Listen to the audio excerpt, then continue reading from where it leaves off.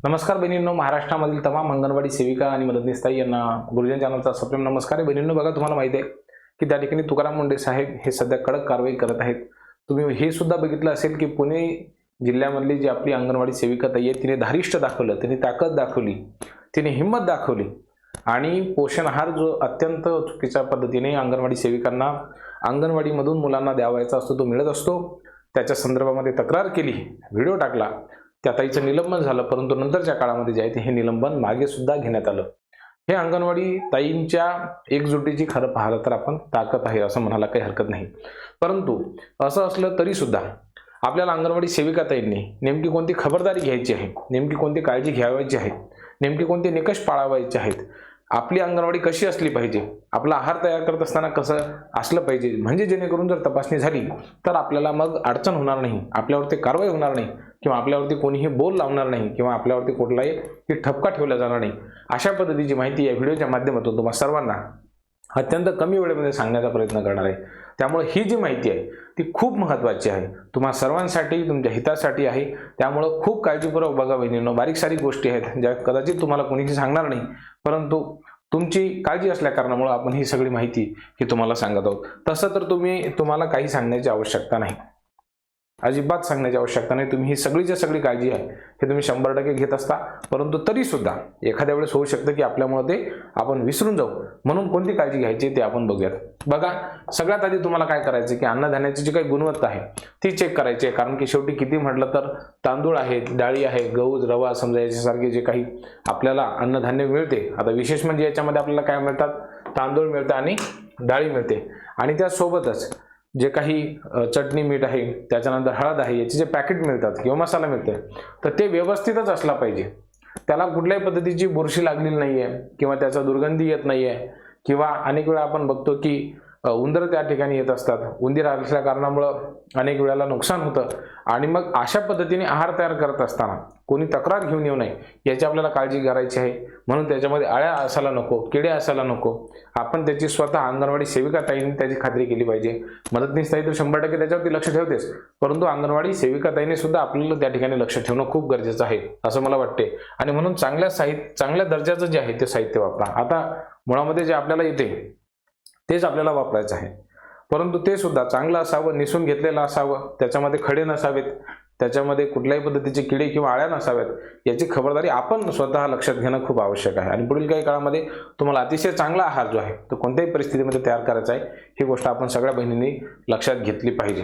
हा लक्षामध्ये पुढे जर आपण गेलो बघा बहिणींनो, तर पुढचा जो अत्यंत महत्त्वाचा मुद्दा आपल्या अंगणवाडी सेविकांनी लक्षात ठेवायचा आहे ती म्हणजे आपल्याला अन्नधान्याची गुणवत्ता तर आपण तपासलेलीच आहे, परंतु स्वयंपाकघराची जी काही स्वच्छता आहे ती सुद्धा असली पाहिजे. कारण की शेवटी किती म्हटलं तरी जर समजा एखाद्या वेळेस तपासणी झाली आणि तुमचं अन्न खूप चांगलं बनवलं, खूप स्वादिष्ट तुम्ही बनवलं, मन भरून येईल इतक्या छान पद्धतीने तुम्ही तो आहार तयार केलेला आहे, परंतु स्वयंपाकाची जागा जर समजा स्वच्छ नसेल तर मग अडचण येऊ शकते. म्हणून ज्या ठिकाणी आहार तयार केला जात आहे ती जागा स्वच्छ असली पाहिजे, ही आपण काळजी घेतली पाहिजे. भांडी जी आहे ती स्वच्छ धुवून घेतली पाहिजेत, बरोबर आहे, ती कोरडी असली पाहिजेत. म्हणजे जेणेकरून जर समजा एखाद्या वेळेस एखाद्या अधिकाऱ्यांनी किंवा तुमचे सुपरवायझर असतील किंवा दुसरे कोणते अधिकारी असतील, त्यांनी जर समजा अचानक चौकशी केली, तपासणी केली, तर त्या ठिकाणी काही गोंधळ असायला नको.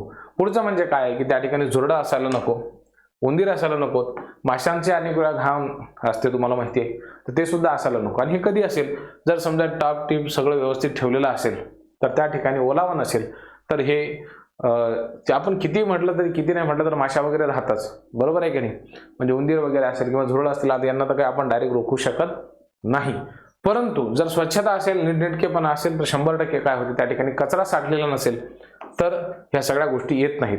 म्हणून ती जर स्वच्छता असेल तर मला 100% वाटते की त्याचा फायदा तुम्हाला होईल. कारण की शेवटी किती म्हटलं तरी स्वच्छ स्वयंपाकघर, आता स्वयंपाकघर तर आपल्याला नाही आहे, वेगळं किचन शेड नाही आहे, परंतु अनेक अंगणवाड्या अशा आहेत की जे जिल्हा परिषदेला जोडलेले आहेत आणि त्यांना स्वयंपाक म्हणजे त्या ठिकाणी स्वयंपाकघर सुद्धा आहे, वेगळं किचन शेड त्यांच्यासाठी बनवलेलं आहे, किंवा पोषण आहार तयार करण्यासाठी वेगळी जागा आहे, सेपरेट जागा आहे. तर आलं का लक्षामध्ये, तर आपल्याला त्या ठिकाणी ते सगळं स्वच्छ असलं पाहिजे. याच्यासाठी सेविका ताईंनी काळजी घेतली पाहिजे, मदतनीस ताईंनी थोडीशी काळजी घेणं गरजेचं आहे असं मला वाटतं. एक थोडीशी कचरापेटी आपण ठेवू शकतो, नसेल आपल्याकडे कचरापेटी तर आपण एखादी बनवू शकतो, एखादी टाकी असेल किंवा एखादी बकेट असेल त्याचा आपण वापर केला पाहिजे, जेणेकरून तुम्हाला त्याचा फायदा होईल.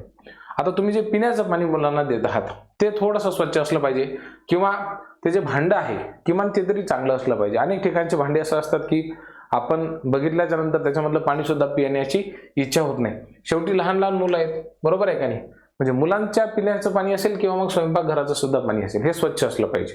एवढी गोष्ट आपण लक्षात घेतली पाहिजे. त्यासाठी थोडीशी जी आहे, मला असं वाटतं की मदतनीस ताईने तजवीज केली पाहिजे. हे भांडं स्वच्छ धुवून असलं पाहिजे. त्या ठिकाणी जे ग्लास तुम्ही वापरत आहात ते थोडे जर स्वच्छ असले तर निश्चितच त्याचा काय होईल, फायदा होईल. आणि नाहीतरी लहान लहान मुलं आहेत, पाणी जे आहे तर ते आपण 100% झाकून ठेवतोच, त्याच्यामध्ये काही शंका नाहीये. पण तरी सुद्धा एक काळजी म्हणून जे आहे तर या ठिकाणचा परिसर हा व्यवस्थित असावा. स्वच्छ पाणी पिलं तर आपले आरोग्य त्या ठिकाणी निरोगी राहण्यास मदत होते. हे फक्त बालकांच्या आरोग्याची नाही तर आपल्या सुद्धा आरोग्याची तीच आपण काळजी आहे. आता तुम्ही लहान लहान मुलं बघितले असेल, अनेक वेळा ते स्वतःची बॉटल आणतात, परंतु मुलं लहान असल्या कारणामुळे कधी पाणी सांडून देतात, कधी खूप जास्त पाणी पितात आणि मग त्यांच्या जवळचं पाणी संपून जाते. मग अशा परिस्थितीमध्ये अंगणवाडीमध्ये जे काही आपण पाण्याची व्यवस्था केलेली आहे ते काय करतात, मुलं ते पाणी पितात, हे सुद्धा आपल्याला माहिती आहे. म्हणून थोडीशी आपण काय करायला पाहिजे, काळजी घेतली पाहिजे. आता जी आपली मदतनीस ताई आहे तर त्या मदतनीस ताईने स्वतःची वैयक्तिक स्वच्छता सुद्धा ठेवणं गरजेचं आहे. म्हणजे वेळोवेळी आपण हात धुतले पाहिजेत. आलं लक्षामध्ये? अनेक वेळेला आपली तब्येत बरी नसते, परंतु सुट्ट्या नसल्या कारणामुळे आपल्याला त्या ठिकाणी कोणत्याही परिस्थितीमध्ये आहार तयार करावा लागतो. अशा परिस्थितीमध्ये काय करायचं की आपले जे नख आहेत ते स्वच्छ धुवून घेतली पाहिजेत, किंवा नख जर असतील तर शक्यतो ठेवायलाच नको, पण समजा जर असतील तर ते स्वच्छ असली पाहिजे, ती आपण काळजी घेतली पाहिजे. दागिने असतील, अंगठे असतील ते काढून घ्यायचे. कारण की शेवटी किती म्हटलं तरी आपण लहान लहान मुलांसाठी आहार तयार करत असतो आणि अनेक वेळेला त्याला घाण तशीच लागलेली राहते. मग त्याचा उगाच मुलांच्या आता तसं पाहतं ह्या गोष्टी काही सांगण्याची आवश्यकता नाहीये, पण असो एक खबरदारी म्हणून. त्याच्यानंतर स्वयंपाक करताना आपले केस बांधलेले असावे. तसं तर आता एफडीने खूप साऱ्या सूचना दिलेल्या आहेत. त्यांनी काय सांगितलेलं आहे की ज्यावेळेस आपण स्वयंपाक करतो तर त्यावेळेस असा डोक्यावरती जी आहे ती ही अशी टोपी घालायला सांगितलेली आहे. पण आता रोजच्या रोज अशी जर टोपी आणलं तर झाला, अर्धा महिन्याचा पगार तर आपला चालला जाईल. सरकारने तशा त्या टोपी दिला तर समजा फायदा होईल. मग आपण काय करायला पाहिजे, ह्या गोष्टी करायला पाहिजे. आपण जास्तीत जास्त हात साबणाने स्वच्छ धुवू शकतो आणि ह्या बाकीच्या गोष्टी तर टाळू शकतो. म्हणजे ताईची जी स्वच्छता आहे तर ताईने केलेली स्वच्छता ही मुलांच्या आरोग्याची हमी आहे, ही गोष्ट आपण सर्वांनी लक्षात घेतली पाहिजे.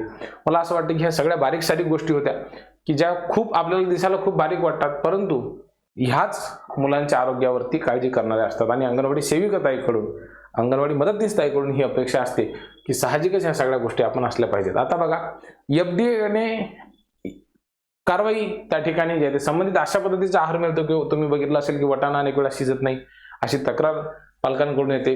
जो आपण गर्भवती महिला किंवा बालकांना जो आहार देतो तो सुद्धा निकृष्ट दर्जाचा असतो. अशा अनेक प्रकारची जी आहे तर ते कंप्लेंट येतात. अंगणवाडी कृती समितीने देखील अशा पद्धतीची तक्रार जी आहे तर ती एफडीएकडे केलेली आहे. तर एफडी आणि तुकाराम मुंडे साहेब निश्चितच त्यावरती कारवाई करतील. परंतु आपल्या स्तरावरती आपण जे जे करू शकतो तर ते आपण सगळं करायला पाहिजे. त्या तुमच्या मनामध्ये जर काही शंका असतील तर त्या कमेंट बॉक्समध्ये लिहायला विसरू नका. काळजी घ्या बहिणींनो. खूप खूप धन्यवाद.